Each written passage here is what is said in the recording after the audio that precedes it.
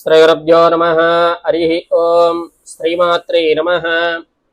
August నెలలో మీనరాశి వారికి జరగబోతుంది ఏమిటి? ఈ రాశి వారికి గ్రహ సంచారం అనుకూలంగా లేనందువలన మిశ్రమ ఫలితాలు ఉంటాయని చెప్పుకోవచ్చు. వృత్తి వ్యాపారాలలో అధిక కష్టం మీద స్వల్ప ఫలితాలు లభిస్తాయన్నమాట.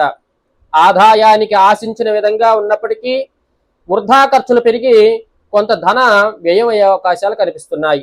ఆప్తుల నుండి శుభవార్తలు ఆహ్వానాలు అందుతాయి. అదేవిధంగా ఆరోగ్యం కొంత మెరుగుపడుతుంది. సోదరుల నుండి సహాయం, కొన్ని పనులు పూర్తి చేసుకుంటారనమాట. సోదరుల వల్ల సహాయం వల్ల కొంత పనులు పూర్తి చేసుకునే అవకాశాలు ఉన్నాయన్నమాట. విద్యార్థులు పరీక్ష ఫలితాలు సామాన్యంగా ఉంటాయి. ఉద్యోగస్తులకు వాతావరణం కొంత గందరగోళ పరిస్థితులు ఉంటాయన్నమాట. నిరుద్యోగ ప్రయత్నాలు విఫలమవుతాయి. గృహ నిర్మాణ పనులు మందగిస్తాయి అన్నమాట.